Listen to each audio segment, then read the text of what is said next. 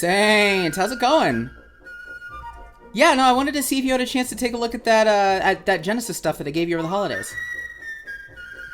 Oh, you did? Awesome. Awesome, okay.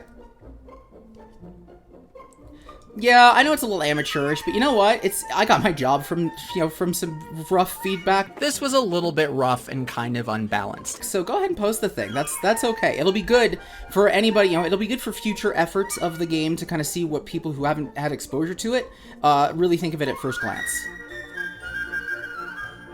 Oh, May? Oh god, yeah, no, that's perfectly fine. I get that you're super busy and all of that, so that's no issue at all, really. We got TCG player coming. We got, we're starting to pop up all over the United States. Don't worry about the time. Seriously, this video is gonna age well.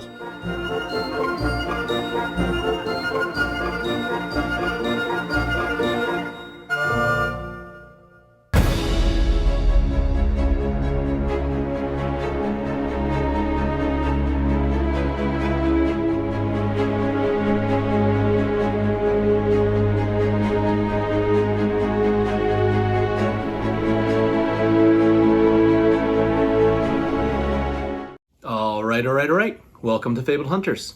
I'm Yuanji. I'm Saint. And today we're going to open some stuff. Some non-fab stuff. Yes. So the story behind this is that Joey Senart, he's the mind behind the Learn to Play starter package. Yeah. He helped design all the starter decks where we sent out, I think it was close to 3,000 flesh and blood starter decks worldwide. And he is vice president or executive consultant or something for a game called Genesis. Mm-hmm. And he had visited me in New York. He asked me to confer with you and see if we'd be willing just to give a third-party feedback on FaBled Hunters about his Genesis product. Okay. Right? Yeah, so I've heard about this game. You've heard about this game? Yeah. So I've got these three things. This is the product, and it seems there's this piece of paper. Is this like a starter deck? I believe so. Okay. I believe so. Genesis Battle of Champions. I'm guessing this is either a poster or a playmat. I think it's a playmat. That's a playmat. So where do we start first? So let's show the playmat first. Okay. So Genesis is kind of like an isometric tabletop game. Yeah, we saw the video. Yeah. And we tried to learn a little thing or two about it just out of respect to Joey. And so basically it's most of the trading card games, they're like you play them just like on a playmat, and it's just like the zones that you keep your cards. Yep. Got 9 squares over here. Yep. Yeah, but here is actually like the playmat is like your play area, and then you can move your characters around on it or somewhat. Okay. So I'm counting, what is it? 30 squares, 6 by 5 right now. Yeah. And this is Haunted Castle Gaming. Haunted Castle Gaming right here on the bottom right. So there you go. You got this area right here to work with. I think it's supposed to be like a 2-player playmat. Yeah. Seems like it. Each player gets, I guess, 15 slots. Mm-hmm. So, okay. All right. So that's basically what kind of game it is. Let's open. Still want the mat out, or we'll just go through the cards? No, I think I just wanted to show the mat. Okay. I'll leave this to the side for now. Yeah, so... Shout out to White Rabbit. Rabbit in Germany. Great community game store, local game store. All right. What are your thoughts about the packaging, first off? I think it's fine. It's pretty standard, just like shrink wrap. I think this is nothing special, nothing bad. Okay. This reminds me a little bit of 94 Revised Edition Magic. Oh, so yeah. Not a bad thing. Maybe even the Mirage days, Silver Age. Yeah. But this is a 2019 game. Okay. So we're going to open it. Raha. Yeah, so I think the cards that are at the front, they're like your champion cards. Mm-hmm. Similar to like Flesh and Blood Heroes. And when we were watching the video on it, there's a lot of stuff. There was. We got to about 8 minutes. Yuanji got to about 8 minutes. It mentioned chi and deck building, and my eyes glazed over when it was like there was a chi limit, like 50 cards, 250 chi. I was like, that's about all the details I can take. That's about all the information I can take. But I'm gonna give this a chance. So far, it looks like Yeah, this is like your health, right? Yeah, you have your health. There's energy. Yeah. And then there's some sort of special spell There's like ability, a cost reduction. right? Yeah, and then the things on the right supposed to tell you like what like colors or Yeah. what types of cards that you can play. It's kind of like Avatar: The Last Airbender, and which faction you ally with. It looks like. So Yeah. this one is 3. This one is 3. Also similar to Magic: The Gathering and the 5 colors, right? Yeah. What do you think about like the art style? I don't know. I don't want to down the art, but it's, medieval. It's all right. It doesn't jump out to me after one one look at it. It to me it speaks a lot of, it's like a nostalgia, like young adult novels type of art. Okay, I see that. Yeah. I mean? Like like a Dragonlance or like Advanced Dungeons and Dragons type of look. Yeah, so that type of look. Definitely. Yep. So I think we have some of the same cards. Yeah, we do. Jalarian Hound. Yeah. Okay. And so I think these are just like the other kinds of cards, and these are kind of similar to the heroes. Mm-hmm. First impressions, what do you feel about like the look of the cards in general? Well, look, there's 2 wolf cards, and there's nothing really that special looking about them. It's not the same artist, but it looks very flat. There doesn't seem to be a lot of action or a lot of intentionality to the art. Rampage Toss, see, for example, this doesn't, it looks like it's the same hero, obviously, but it doesn't look like there's a lot going on in the art. But it looks, however, every single card that I work through, it looks like there's a lot going on all over the place. Mm-hmm. Action, trigger, swift. There's hit points there. There's a direction where it can attack. Yeah. It's the alignment of the card. There's some attribute that I didn't get to within the... Yeah, that's the deck building cost, the chi. Oh, that's a chi. Yeah, okay. Yeah. So that's part of your 250 limit, right? Yeah, okay, so my first impression is that the card itself, the card face, is very busy. Yes. And I think it kind of has to do with how complex the game system is. It definitely does seem complex. And then the font doesn't help either. It's not very soft. You know what I mean? The font isn't really friendly. This feels like, I know it's not Times New Roman, but it's just very generic font that's all over the place that, is the same size too. And once you have a lot of stuff going on, it's like, I don't know that I want to read. On this card. Oh yeah? Okay, let's read the flavor text. Despite being the most powerful soothsayer I have ever met, you are incredibly blind. Do you really not see how corrupt your king is? Stop this madness. Stop all of this death, says Rain. Don't think me the fool, Rain. The more I see, the more I know that we are all pawns in the grand scheme of things. Learn your place and bow down, Nubia. Never! Never! Rain. I don't know. It's trying a little bit too hard to be like Shakespeare. I think, yeah. Well, okay. Here's I think my take on it. If I want to try to be objective as possible, I think that. Well, I'm trying to be objective. That was a lot of of words. I just mean like non-judgmental. Okay.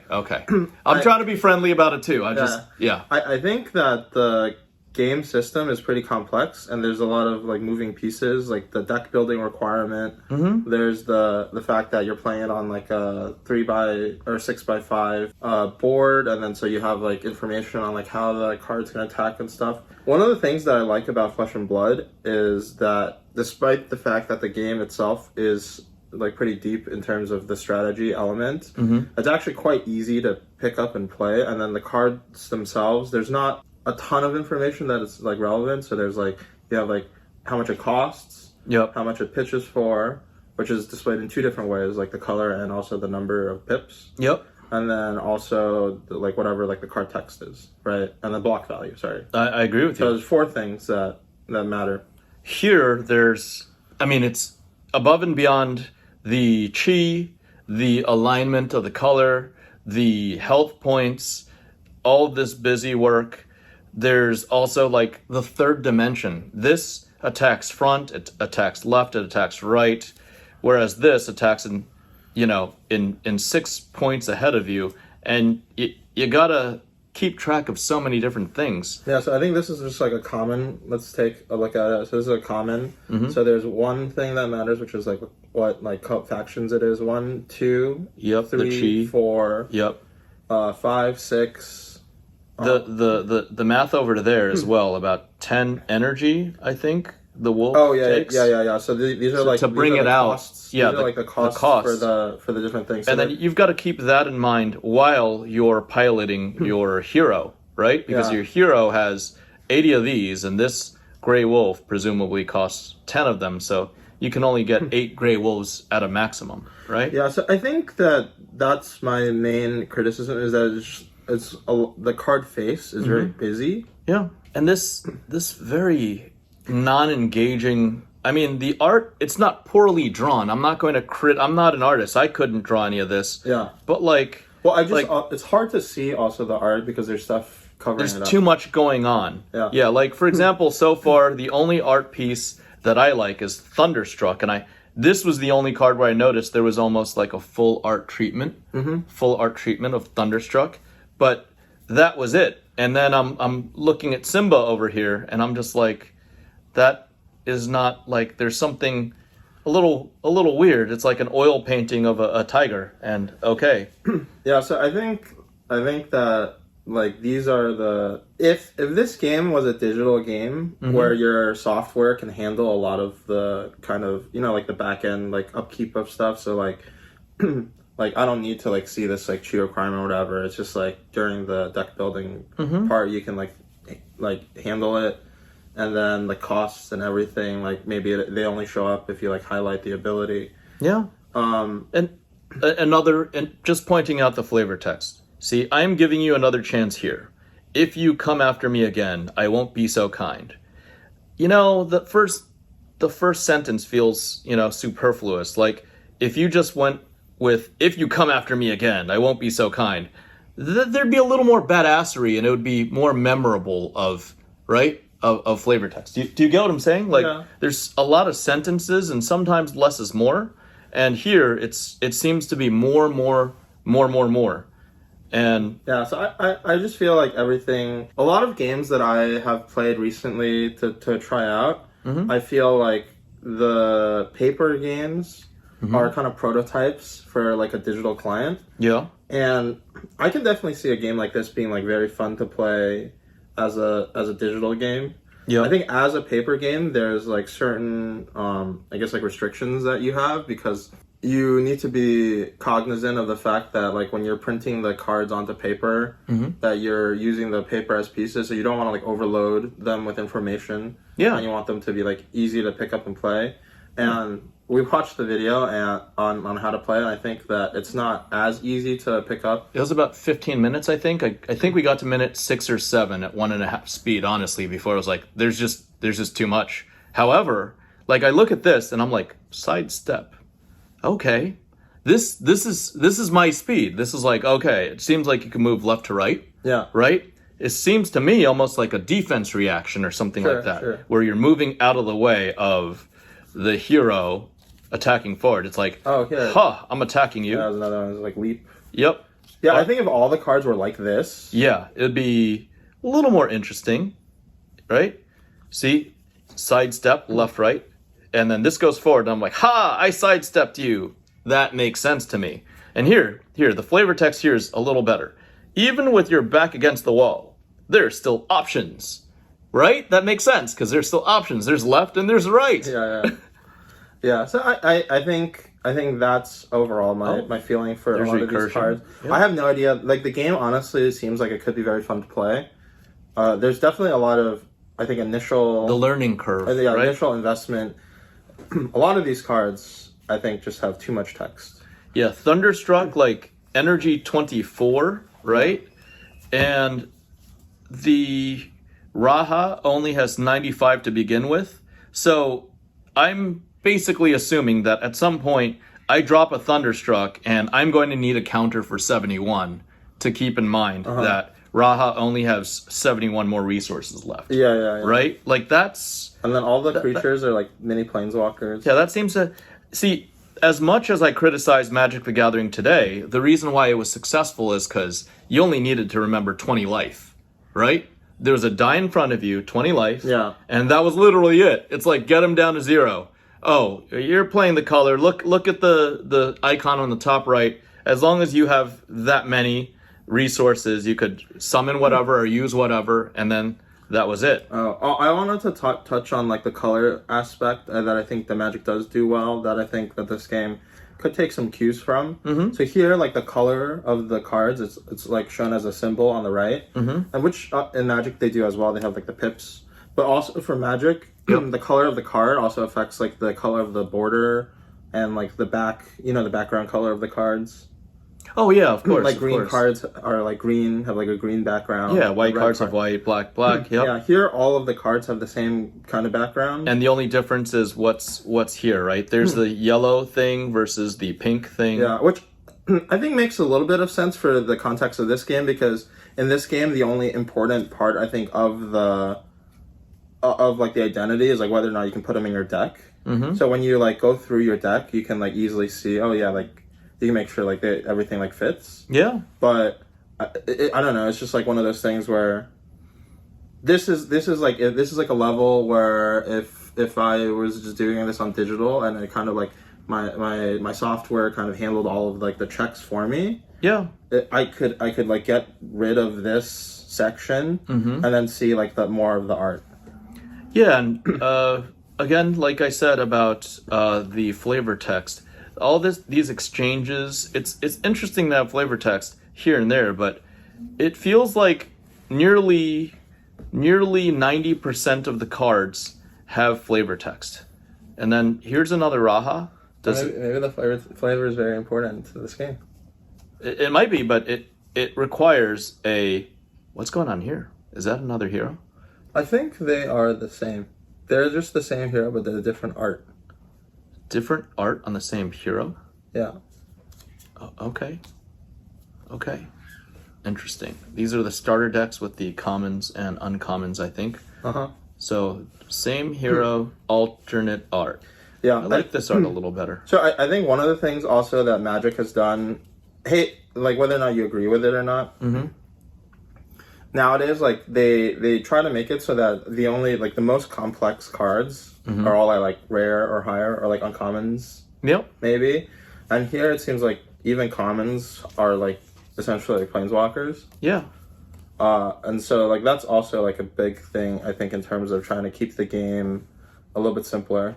Well, there's something for health and aura, so tracking health and tracking aura, but that's already one additional number for each player that you got to track on each side, right? Yeah. And again, I think having like a computer system like automatically keep track of these things. I don't know. That's my overall feeling. I feel like this is a game that would be really maybe fun to play and probably a lot easier to get into as like a digital game.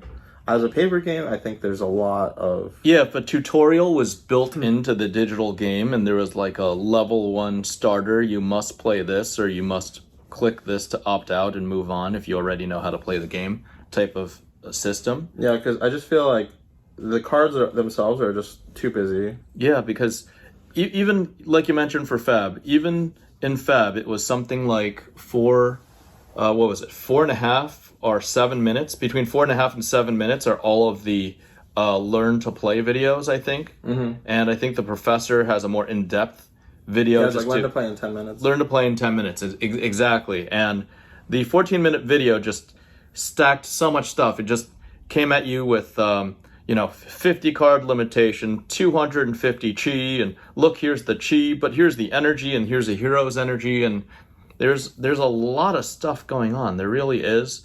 Again, I just look at maybe Gust looks like there's some action. Sidestep is okay because he's blurry. It's kind of like Sidestep reminding me of One Punch Man, where he's sidestepping, but the rest, I mean, there's not. You could tell it's a lady, quick shot, but it's not very compelling. This art is just not. It seems like a Karn They all look like cover arts. Cover arts? Yeah, like for books. A little bit. I see that. Yeah, and art is huge. Art got a lot of us into Magic the Gathering, and the only thing I really like art-wise is Thunderstruck, and Sidestep I kind of like, Gust is okay. Those would be my top 3. Yeah. Thunderstruck, Sidestep, and Gust on my side. Is there any art that's compelling to you? I'd say art's about 20 to 30% of a game, honestly. Yeah, I'm not a huge art guy, but I just know that, like, for me, it's mostly just about making sure that the cards are easy to read, and it's easy for me to figure out, like, what's what, just from, like, at a glance. And I think that the art itself is distinctive enough so that I could tell, like, what the card is just, like, based off of looking at the picture. Yeah. But for me, it's just there's too many things to, like, keep track of. Yep. And it would discourage you per card. Yeah, absolutely. It would discourage you from wanting to learn the game. And I mean, even Flesh and Blood at the beginning, the first time I jumped in, I think I was asked, my opponent played Dash, and I had to keep track of what my opponent was doing. But more importantly, I was asked to keep track of what I was doing on a Dory. And I was like, okay, it's 4 corners. This is resources. This is attack and defense. And you use this when you attack, and that's it. And then we're exchanging blows. And it's your turn, my turn. It just, it was already more complicated than Magic the Gathering. But it was easy enough that I wanted to learn more, right? It was easy enough I wanted to learn more, and I wanted to play through a game. Here, with an extra, dimension of a playmat, going 3D, keeping track on what every single card does distance-wise, or, area of effect, and then reading every single card here, it just seems like a lot. I mean... Oh, yeah, because when you actually, are playing the cards, you have to just, remember, what all the cards do. Exactly. Whereas, a lot of Flesh and Blood is just... wounding blow, 4 damage, or a head jab, which, it's just hit for 3, go again, I think, right? Yeah. It's very, very simple. The flavor text is super iconic. I keep remembering Blazing Aether, right? It's oh, so you thought you already won, or something like that, right? Yeah. And it's okay, I remember that. If you're going to ask or expect people to remember what the flavor text is in the whole exchange on an Androthera, or a Blackstone Golem, or a Jalarian Hound. Oh, I think that's flavor text in Magic are also pretty short. Oh yeah. Do you remember any of them? I think there's one, there's Counterspell, and the flavor text is just no. Yeah, no, that makes sense. Yeah. Yeah, there's a red elemental blast type of card, and it was gotcha. We could look at it. It's an uncommon in alliances, and I just remembered that, and that was that's pretty nice. Actually, we have... Oh, there's another... We have... No two see the same morrow. Yes, no two see the same morrow. Yeah, for morrow, right? I remember a lot. And look, in Magic the Gathering, here's a long one on Benalia, but look, here, legend has it that serpents used to be bigger, but how could that be? Sea serpents are huge. See, I would say this is 10%. 10, maybe 15% of the cards have flavor text. In the OG. I think most importantly, the flavor text is always on the cards that don't have a ton of other stuff going on, right? Exactly. Frozen Shade. This is an excerpt from Edgar Allan Poe, and I don't remember that, right? But it was really easy to remember. Drudge Skeletons regenerates, and the rest is just the rest, right? Yeah. So, yeah, just food for thought. And then the longest flavor text is on the most vanilla cards. 3 casting cost 2/2, right? So. That's MTG. I'm sure we could find instances for Flesh and Blood as well. But yeah, that's it. We've gone into it. We don't want to disrespect these cards and don't want to disrespect this gift. If there are any people that like Genesis and want all even of if these. you are interested in trying it out. Yeah, if you're interested in trying this out, Gelara 2nd edition.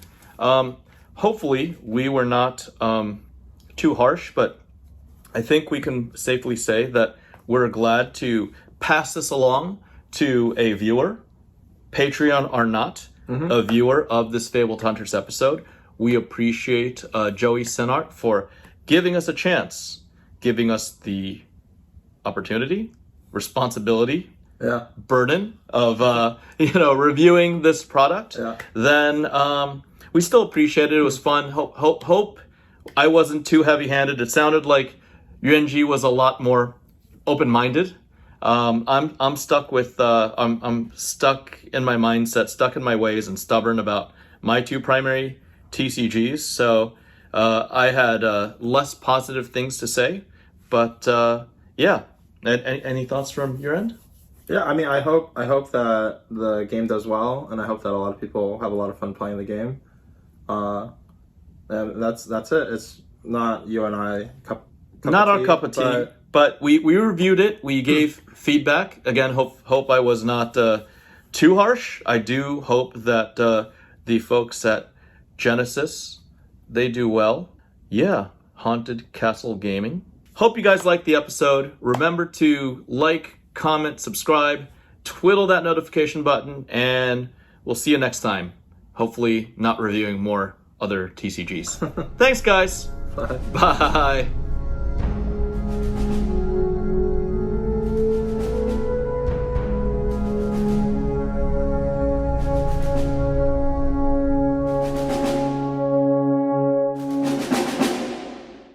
Hi.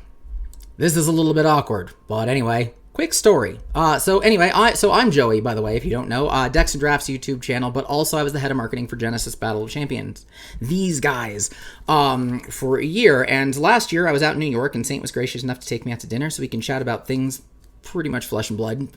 That's the thing. But fun little story, he and I actually have a bit of a history. When I did the original Learn to Play kits for the game, Saint was one of the first people to reach out and say, how do we take this thing and run with it? So it was him, Don over at Critical Games and Hobbies, and myself, and a big old how do we get decks into the hands of people. It was actually pretty cool. So Saint is actually the only other recipient of the first ever printing I made of this kit. I have no clue if he still has it, but whatever. It's a little piece of history. So I was out there, and me being the marketing guy that I am, and having a fellow content creator and somebody who very much kind of knows the space, gave him some starter decks for Genesis and said, hey, if you're interested in taking a look, I'd love to kind of share what we were doing, because I very much believed in what Genesis was doing, and I believed in what it was trying to do. However, here's what happened. In the time between me giving him those to kind of explore and the time that this video released, well, Genesis decided to go and up and, well, close down. And it's a very long story. At least I made it a long story in a nonsense feature film on my channel. If you're interested, feel free to go check it out. But anyway, we still did this. They still put the time, and Saint said, hey, does it even make sense to put this thing out? Here's the thing. Since Genesis ended, there have been a couple of efforts to revive the game, and it looks like there are a few that are actually going to go through. So I said, you know what? It makes sense. Let's put this out, because for any group that does want to take this thing forward, this is a really good dissection of somebody who is just from the outside, who's not already a fan, and some criticisms, especially from somebody with a lot of TCG history, who's seen kind of a lot of different design styles and a lot of different things. So I hope that whatever groups do take this forward and run with it, pay good attention to this video. There's a lot of good, there's kind of like a lot of good critiques and a lot of good things to pay to focus on. So that's kind of all I got. I will not be joining in on those efforts for, again, I made a whole feature film on why, but it still made sense to put it out there, and they put in the time, so it's worth getting out into the world. So a huge thank you to Saint and the team over there for even just taking a look. Granted, this, if this were still open, this probably would not have been my most favorite of videos, but at the end of the day, I also gave it kind of advice, and it's really good stuff to hear. So that's what I got for you. Thanks to the team. Thank you to you all. I hope to see you on my channel. And if you guys are new to this channel, give these guys a subscribe as well, because it's a pretty awesome crew and a great community. So anyway, that's what I got. Cheers, everybody.